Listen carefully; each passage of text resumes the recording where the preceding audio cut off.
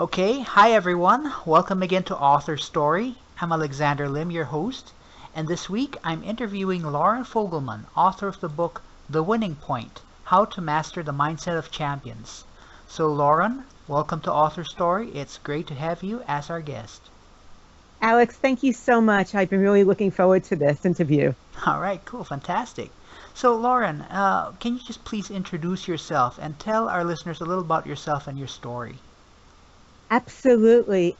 I am a therapist turned sports psychologist. Hmm. And what happened is that it got to a point at about 40 years old where I didn't want to do the therapy part. It focused on the problems.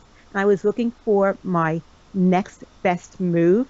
And that's when I became aware of sports psychology. And during that same time, I also stepped up and became a competitive rower.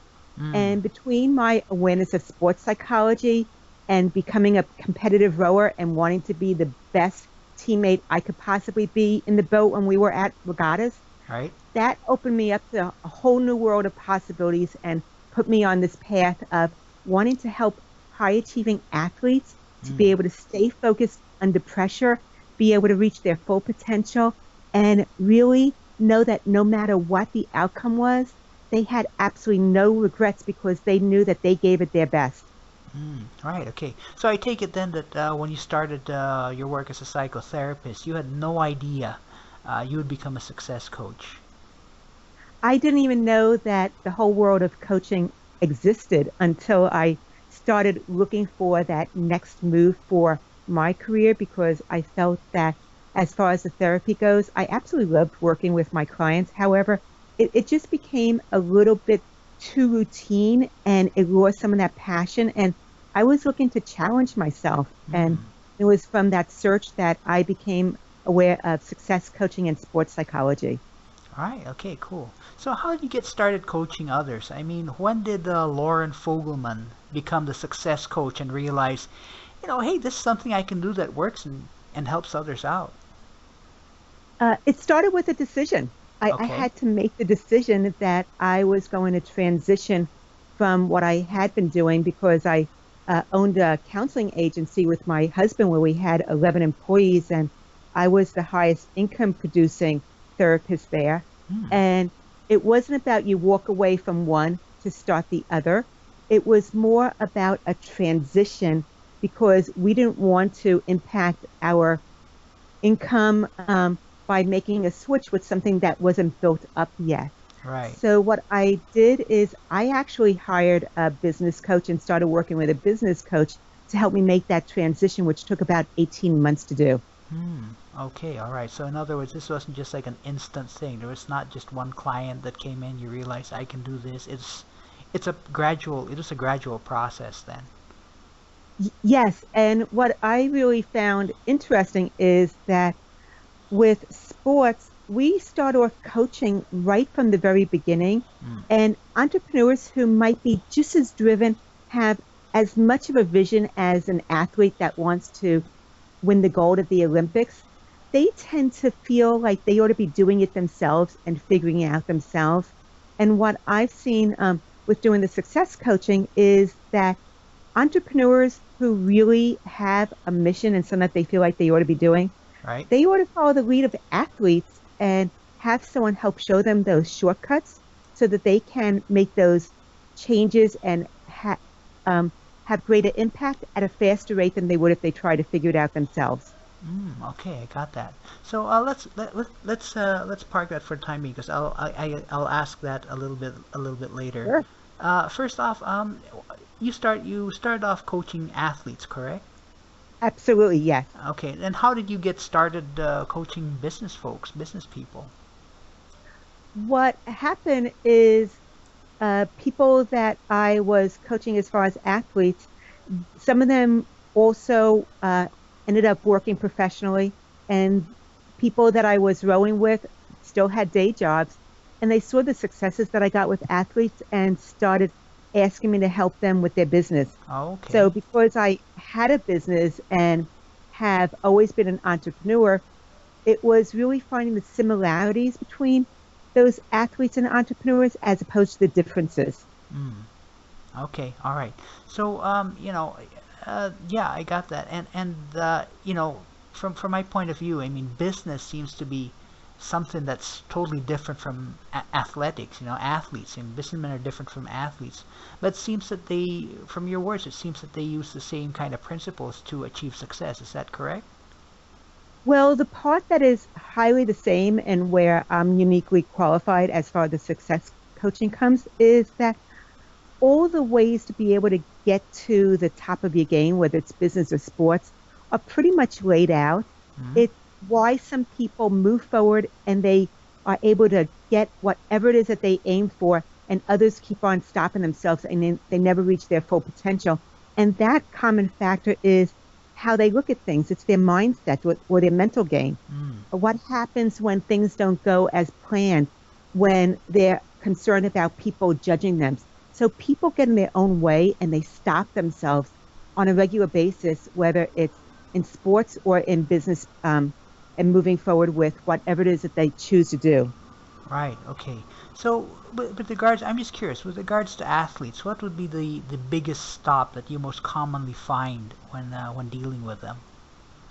The biggest stop is when they have prepared for plan A Okay. and then things happen Right. that they weren't expecting, become distractions. Maybe there's a delay in the start, maybe there's an equipment malfunction, or something changes, and they weren't prepared for those changes. So they didn't have plan B, C, D, or E. Right. And then when something doesn't go as planned, it throws them off and they might get caught up in their head. They start to distract themselves. They either thinking about a mistake that they made and they can't let go of, or Mm-hmm. anticipating something in the future. And when they're either thinking about the past or anticipating the future, they're not in the moment. And it's the athlete that's able to stay present and focused that has a competitive advantage.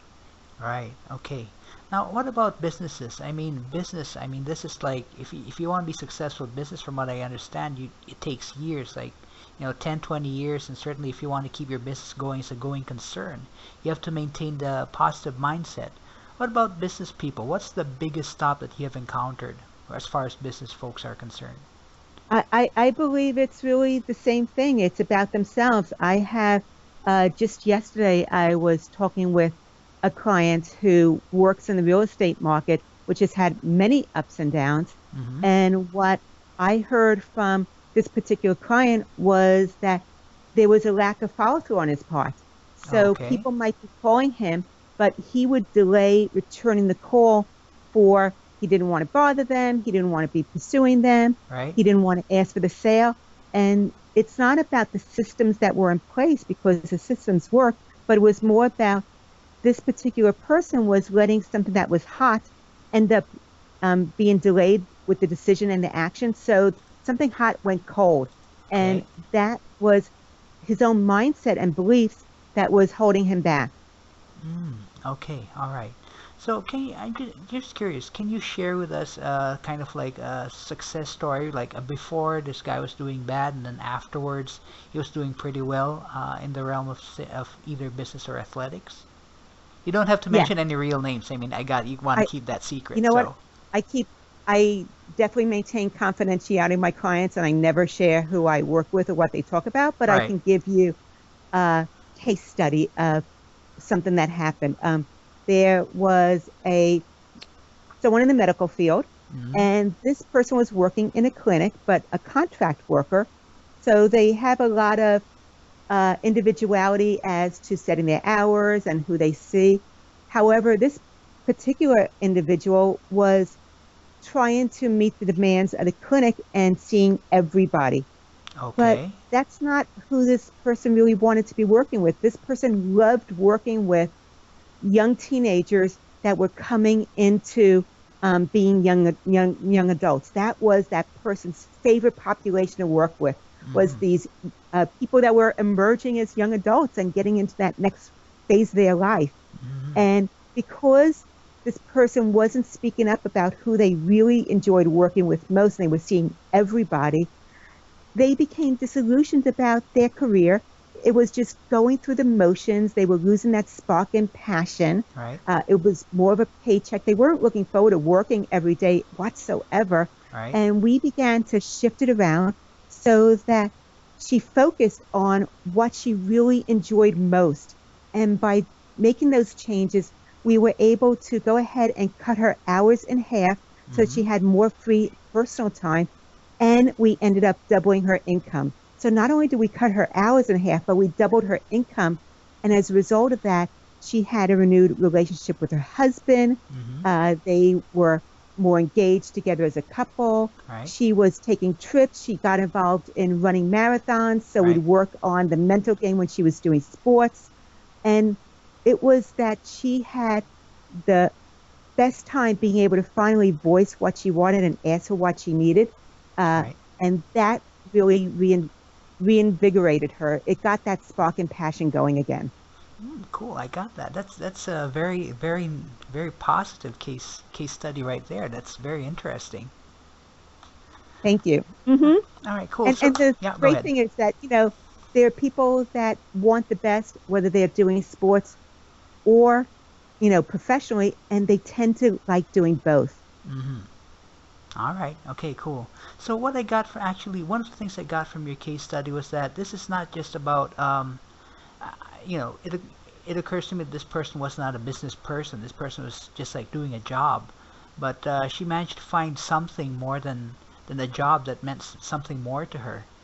And I just like to. It just occurred to me that this actually can apply to people other than businessmen and athletes. Absolutely. It can really apply to everybody that really wants something more for themselves or feel like they're pulled in a specific direction. They have a calling, they feel some purpose and passion around something. They just don't know how to get there on their own terms. They don't know how to do it on their own. And that's why I feel that it's really important that people that aren't athletes follow the lead of athletes because Hmm. the more athletes move up in rank, the more coaches they're working with to help them really be at the top of their game, to continue to fine tune and Right. get even better results. And I believe that whether you're a professional or pursuing something individually, having that similar experience by having an outside mentor or coach is going to help you to achieve those results so much better and faster with less frustration than if you tried figuring it out on your own. Okay, I got that. Now let me just do a little sidebar here, because you are a success coach. I'm just curious, do you have a coach of your own, like a cheerleader or someone who can, a mentor or something like that? I'm just curious. Absolutely. Right from the beginning, I jumped in with coaching and hired a high level business coach for myself because I knew what I wanted to do Okay, was to really get out of a brick and mortar environment that was only able to serve the community and be part of the global community again, right. be able to work with people anywhere, whether it was face to face or virtually. I just didn't know how to do it myself. So I jumped into working with a high level business coach, joined what's called a mastermind group with other people looking to move forward as well with their business and advance their businesses that way Right. because I knew that I can achieve what I wanted on my own, but Mm-hmm. by working with someone who had already achieved those results would go ahead and fast track my success. Hmm. So I've continued working with a business coach ever since I made the shift in 2009. All right, cool. Well, it's that's good to hear. I mean, rather than rather than I mean, a lot of people, a lot of our listeners, particular, are probably under the impression that hey, she did this herself, but actually, as a successful person, you do need the support of other people, particularly coaches. Yes, and what I have found actually is that the coaches that I choose to hire, they're working with a business coach as well. So they're Oh, continuing okay. to expand and move forward. It's because one of the things that is the backslide of a professional or an athlete is once they've achieved what it was that they were working towards, they've achieved that vision or that goal, Mm, and they become complacent, then they stop moving forward. They stop innovating. They stop looking to pursue the next thing. And just remaining in your comfort zone is something that's going to have you lose your edge. And somebody else is going to come around and take your place because they're hungrier for success than you are. right. So I want someone who's going to continue to stretch themselves and be engaged in continuing to look for that next best thing. Right. because that's how I'm wired. And I find that when I continue to stretch myself and I'm challenged beyond my comfort zone, that's when I'm fully engaged and really enjoying what I'm doing, the whole process, Right. as opposed to when I'm doing something that's routine. It's part of why I made the switch out of therapy. It became too routine and I wasn't challenging myself there any longer. Right. Okay, I got that. Now you mentioned something you mentioned something earlier, something about a mastermind. For the benefit of our listeners who don't know what a mastermind is, would you mind giving a short description of what it is and what it's done for you? hmm Yes, the mastermind experience, I first found out about it by reading the book Think and Grow Rich by Napoleon Hill. Right. That was one of the first books I ever read moving in this particular direction. And it is a group of other people who have a similar aim as what you have. They're also looking to continue growing and expanding what their capabilities are. Hmm. And by being able to participate in that type of group, they become like your board of directors Hmm. where they give you insights. You get ideas from listening to other people that maybe you wouldn't have thought about for yourself, but might lead to that breakthrough you've been looking for. You have people be able to call you out when you're holding yourself back or you're making excuses. Right. And by having this trusted board of advisors right there that want you to succeed, and you can talk about the things where you're stopping yourself and be very honest about that too, because they're also going through a similar process as you are. Hmm. You get to move forward at a faster rate because of the group and that they want you to win, but also because the accountability and that if you put something out there that you're going to do something to this group, you're more likely to follow through than if you just promised yourself you would do it and there was no outside accountability. Right. Okay. In other words, a mastermind group helps keep you honest and help keeps you on track. Yes, I believe it's similar to a really high functioning sports team. If Hmm. you're in a very high functioning sports team, you're going to go ahead and push yourself to do whatever is necessary to continue winning and continue improving your performance than a sports team where it's maybe they're all wearing the same uniform, but they're a bunch of individuals out for themselves and not thinking about the whole of the team. Right. Right. Okay. That's a good that's a good explanation right there. Certainly, a lot of people are into sports. So, Yes. all right. So, Lauren, maybe you spoke of some of the aspects about this earlier, but what is the essence of your work of coaching for success? Principles that you use, stuff hmm that you work on. what I look at is a combination of three things. I look at the mindset. So, what are your beliefs? What are your values? Where are you moving forward? And where's the resistance? And how can we quickly turn it around so you're really continuing to step up where you would normally step back or make excuses? Right. I definitely believe that how we look at things makes a difference with what we do. So, along with the mindset, I look at the strategy of what is the best approach that's going to help you to achieve what it is that you aim to do? And then wanting to be able to always have those next action steps. Because when you feel this purpose and passion for pursuing something big, you're not going to know every single step along the way. Right. What you want to focus on is just the step before you right now. You don't need to know all the steps, which Hmm. tends to be very counterintuitive for a lot of people who think that they should have the whole blueprint, the whole plan mapped out, when that's not necessarily true because as soon as you achieve one milestone, all of your priorities change. And you need to be able to adapt according to the changes because you know things now because you stepped up that you wouldn't have known before when you never done that before and you were looking at it from the outside. So Right. it's a combination of the mindset and strategy and action steps because I tend to be a results junkie Right. and I want them to see progress. We're Right. so hard on ourselves. We always feel that the horizon is so far away of achieving what we want. And in reality, the horizon is always moving. It's always going to be looking far away. But if you look behind you, you can then see how much you've actually done and how much you've actually accomplished. And that's a great indicator of the work that you've done. Right. Okay. Cool. Fantastic. Okay. So, Lauren, let's get a little bit into the book. I mean, what inspired you to write this book? I mean, you could have gone your entire career without writing a book. What made you decide to write this book? In the first mastermind group that I was in with my business coach, she knew that I had a big mission and really wanted to impact a lot of people.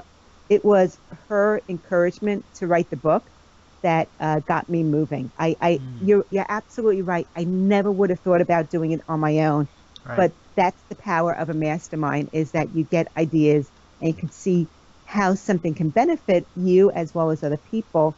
And so she inspired me to write the book, and I was able to take a lot of the work that I've been teaching individually or through doing different online courses that I was offering to my clients and pull those thoughts together and be able to come up with a system of how you start with, the first step in chapter one, and it Right. really helps you to achieve a specific result that you're aiming for by the end of the book. So it really focuses on the mindset and how your emotions, your thoughts, your perceptions influence your actions and how to be able to turn a negative into a positive. So once again, you're moving forward instead of uh, giving into the resistance. Right. Right. Okay. Cool. Fantastic. Okay. So authors, who write nonfiction books, they sometimes go on a journey as they do so. Like before they started the book, they thought one way, and after they finished the book, they thought another way.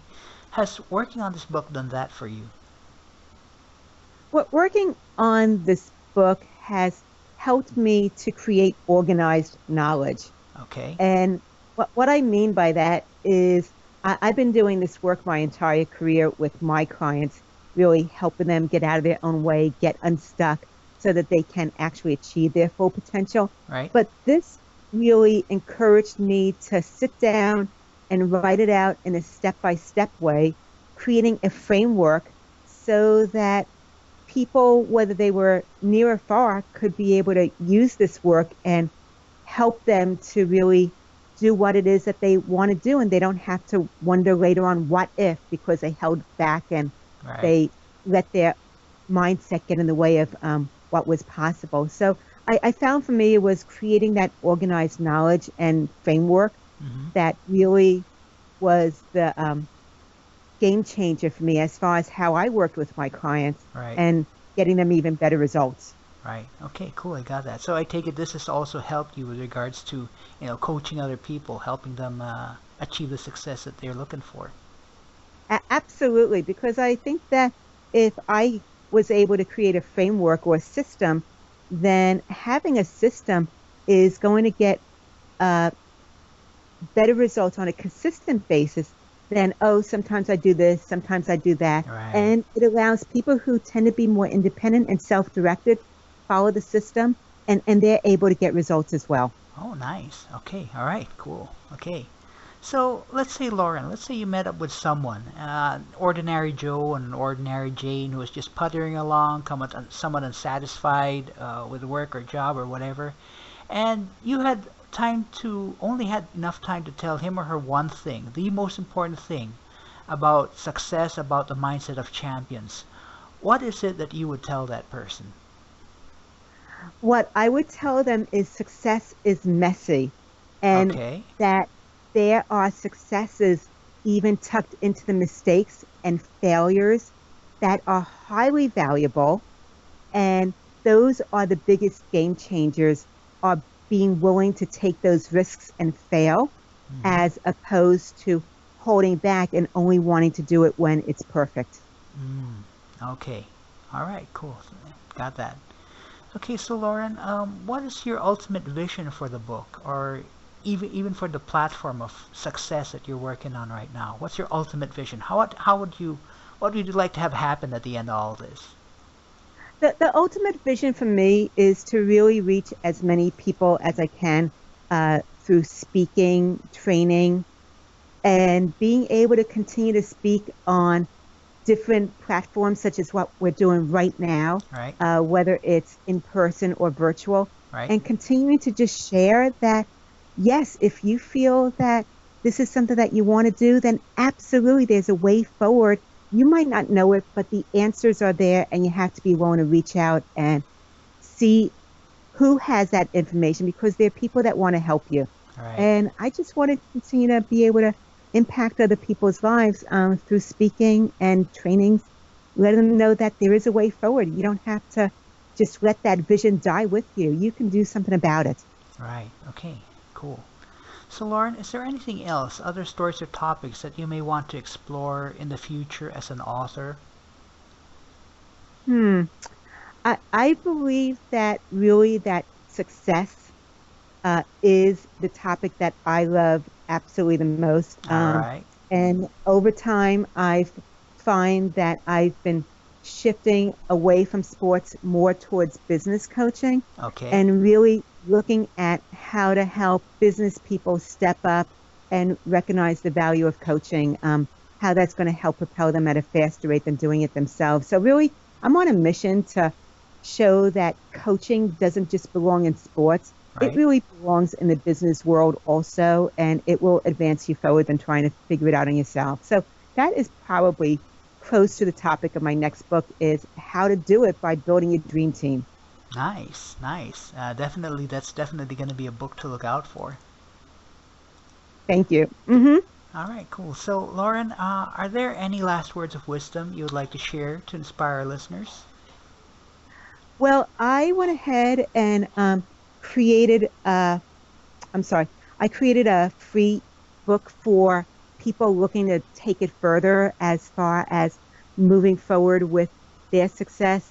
We spoke a lot about the business part of it, and I'd Right. like to share that, even though we didn't talk about it prior. So if they go to businesssuccesssolution.com Okay. /success, Okay. then there's a free book there, How to Grow Your Ideal Business. And it talks a lot about what you need to do to be able to move forward, to be able to advance yourself. It takes a lot of the principles of the winning point, which I wrote, and has it condensed so that you can start moving forward right now and get started today. You don't have to wait any longer. Right. Okay. Well, that's. I must say those are definitely solid words of wisdom right there. I mean, definitely our listeners can access that easily and download it easily. So yeah, pretty cool. Okay. So in closing, then, the book is The Winning Point: How to Master the Mindset of Champions. The author is Loren Fogelman, and you can find her book at expertsportsperformance.com. That's expertsportsperformance, one word. And you can also find it on Amazon. So, Loren, thank you very much for your time. Thank you very much for being an author story. I'm sure you've planted a seed in many of our listeners that will help them, think like a champion, think success. Thank you so much. And I just really appreciate what you're doing for authors as well as people who love to read, Alex, and spreading the word of all the rich information that's available to us. It's right at our fingertips. True. And there are lots more inspiring author stories to tell. If you'd like to follow our author interviews on YouTube, just click subscribe. I'll be back on Author Story next time with another inspiring author.